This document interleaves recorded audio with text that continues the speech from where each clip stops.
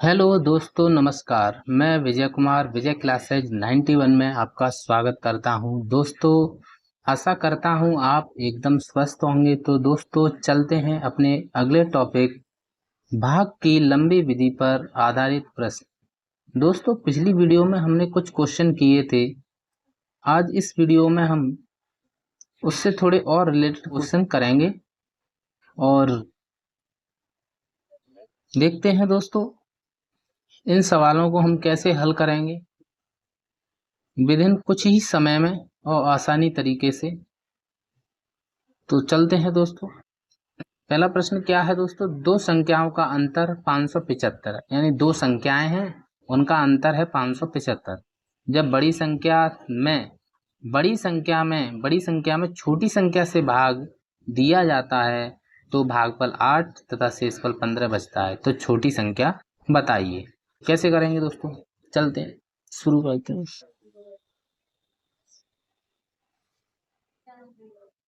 अगला प्रश्न देखते हैं। अगला प्रश्न क्या है? सेम ऐसा ही क्वेश्चन है। ये प्रश्न भी सेम ऐसा ही है दोस्तों। दो संख्याओं का अंतर 1365 है। जब बड़ी संख्या में छोटी संख्या से भाग दिया जाता है तो भागफल 7 शेषफल 15 बचता है। जिनमें सबसे बड़ी संख्या बताइए। अंतर कितना है? छोटी संख्या माना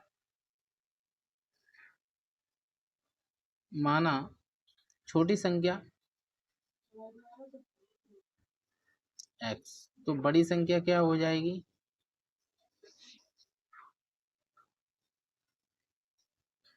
x प्लस 1365। तो छोटी संख्या से भाग दिया जाता है किसमें? बड़ी संख्या में। तो बड़ी संख्या भाज्य हो गई, तो x प्लस 1365। दोस्तों, वो फॉर्मूला आपको याद करना पड़ेगा। भाज्य बराबर भाजक इंटू भागफल प्लस शेषफल। ये फॉर्मूला याद करना पड़ेगा दोस्तों। पिछली वीडियो में मैंने ये फॉर्मूला कराया है और समझाया दोस्तों। तो ये भाज्य हो गया। फिर होता है भाजक, यानी कि भाजक कितना क्या है? ये छोटी संख्या से भाग दिया जा रहा है तो ये भाजक है। तो भाजक कितना है? x। भाजक इंटू भागफल, भागफल कितना दे रखा है इसमें? 7, प्लस शेषफल कितना दे रखा है? 15। बस दोस्तों इसे सॉल्व करना है। तो x प्लस 1365 इसमें मल्टीप्लाई करेंगे, ये 7x हो गया प्लस 15। तो इसे इधर पक्षांतर कर लो, इसे इधर पक्षांतर कर लो। ये 1365 माइनस 15 इक्वल टू ये 7x, x को इधर पक्षांतर कर लो, माइनस x। कैसे सॉल्व करेंगे दोस्तों? 1365 में से 15 घटाएंगे, ये 1350 और ये बच गया 6x। तो x को इधर पक्षांतर कर देंगे, ये गुणा में है तो इधर आएगी, भाग में आ जाएगी। तो सीधा करके लिख लो 1350 अपॉन 6। काट दो, इसका भाग इसमें लगा दो। 6 दूनी 12, कितना बचा? 1, 15 हो गया। 6 दूनी 12, कितना बचा? 3 बचा, 30 हो गया। 6 पंजे 30। ये x की वैल्यू आ गई 225। तो x हमने क्या माना था? छोटी संख्या माना था। तो ये दोस्तों छोटी संख्या आ गई। यही आंसर है दोस्तों। अगला क्वेश्चन देखते हैं दोस्तों, क्या कहता है अगला क्वेश्चन। ये थोड़ा अपने पिछले क्वेश्चन से थोड़ा हटके है, इसमें थोड़ा समझना पड़ेगा।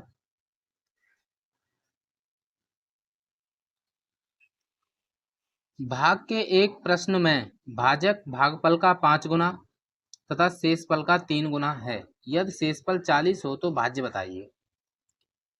तो इसमें कंडीशन दे रखी है, दो कंडीशन दे रखी हैं दोस्तों, उसी से हम सवाल को लगाएंगे। भाग के एक प्रश्न में भाजक भागफल का 5 गुना है। भाजक भागफल का 5 गुना है, यानी भागफल इंटू 5। और भाजक दूसरी कंडीशन क्या है? भाजक शेषफल शेषफल का कितने गुना है? 3 गुना। और शेषफल दे रखा है, शेषफल कितना दे रखा है? 40। तो शेषफल के स्थान पर हम 40 रख देंगे। शेषफल कितना दे रखा है? 40। बस ये वैल्यू हम शेषफल के स्थान पे इस जगह रख देंगे, भाजक प्राप्त हो जाएगा यहाँ से। तो यहाँ रखेंगे 40 × 3, तो ये हो जाएगा 120। ये हमें भाजक प्राप्त हो गया। अभी आंसर नहीं हुआ है दोस्तों।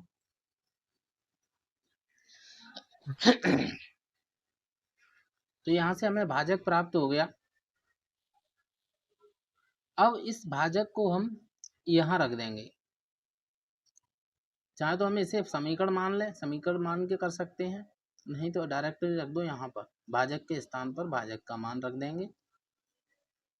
ये ऐसे लिख सकते हैं, समीकरण फर्स्ट मान लो, इसे समीकरण सेकंड मान लो। समीकरण फर्स्ट में भाजक का मान रखने पर, तो जब रखेंगे ऐसे लिख देता हूँ, समीकरण फर्स्ट से अब रख लोगे वहां पे मान, तो 120 इक्वल टू भागफल × 5। तो 5 से इसे काट दो, कितनी बार? 24 बार। तो यहाँ से हमें भागफल प्राप्त हो गया। भागफल कितना निकल के आया है? 24। अब क्या करना है? भागफल हमें प्राप्त हो गया, शेषफल हमारे पास है और भाजक हमें प्राप्त हो गया। तो यहाँ से हम पूछा क्या है? भाज्य। तो भाज्य बताना है।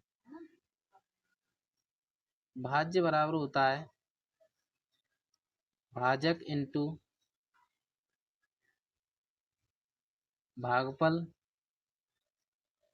प्लस शेषफल। तो भाजक क्या है दोस्तों?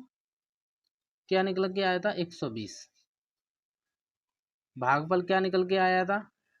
भागफल निकल के आया था 24 प्लस शेषफल। शेषफल कितना है?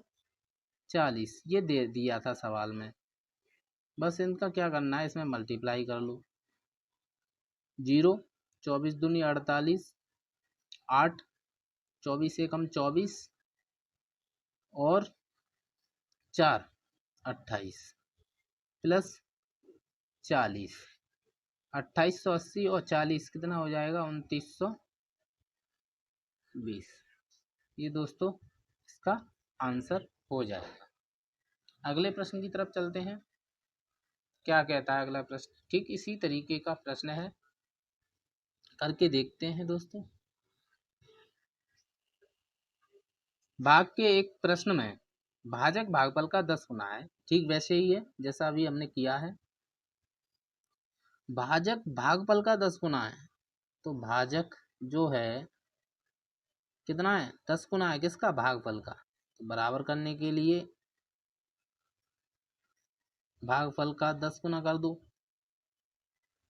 समीकरण फर्स्ट या कंडीशन फर्स्ट। अब फिर दूसरी कंडीशन क्या कह रहा है?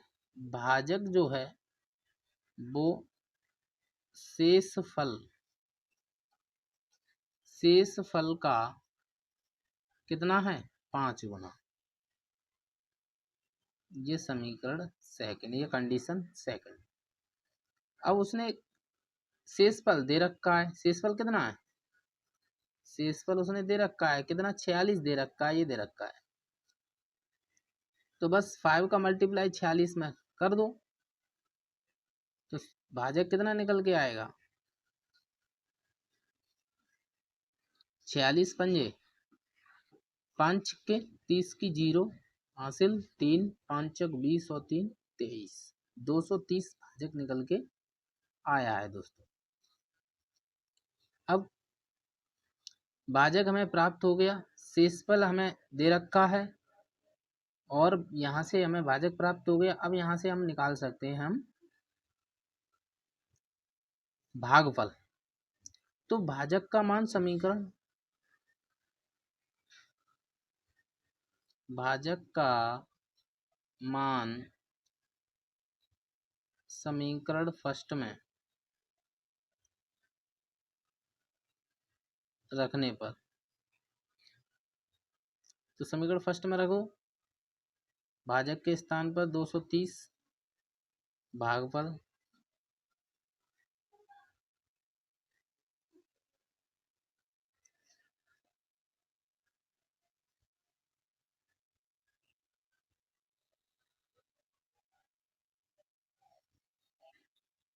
भागफल इंटू 10, 0 से 0 खत्म कर दो। तो भागफल कितना निकल के आया, भागफल कितना निकल के आया, 23। यहाँ से भाज्य प्राप्त कर लेते हैं।